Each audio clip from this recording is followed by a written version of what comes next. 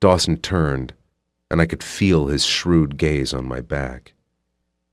"You need to get control of yourself, brother." I stopped in front of the closed doors and looked at him over my shoulder. He shook his head. "Don't," I warned. Dawson's eyes squeezed shut for a moment, and when they reopened, he was staring at the closed doors, nearly devastated. "How much longer?" he whispered. Real fear punched me in the gut. It was too much. I knew his defenses were down and he had been put in a bad position. He didn't have any other choice. "I don't know, because—" I didn't have to elaborate. Understanding dawned on his face. "D." My eyes met and held his, and there was nothing else to be said.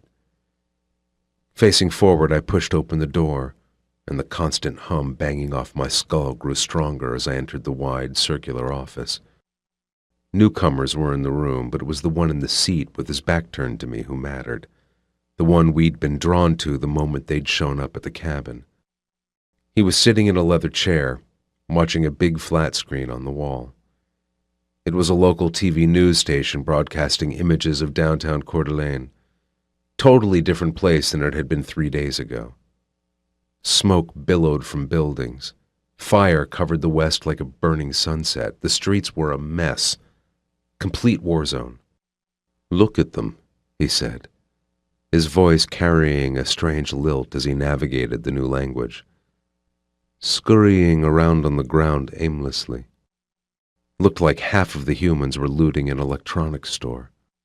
They're so helpless, unorganized, inferior."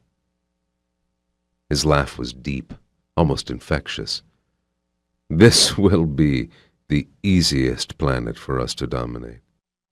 It still amazed me that they'd been out there this whole time, generation after generation since the destruction of our planet, holed up in some godforsaken universe that was apparently not as comfy as Earth. He shook his head almost in wonder as the screen flipped to images of tanks rolling into the city. He laughed again. "They can't defend themselves." Another newcomer, a tall redhead dressed in a tight black skirt and pressed white shirt, cleared her throat. Her name was Sadi, which was fitting, because I referred to her as Sadi the sadist. She didn't seem to mind because in the short time I had known her, the nickname was well earned. And the only other thing I did know about her was that her gaze was usually attached to my ass. "Actually, they do have weapons," she said. "Not enough, my dear. This is happening in some of the largest cities in every state, in every country.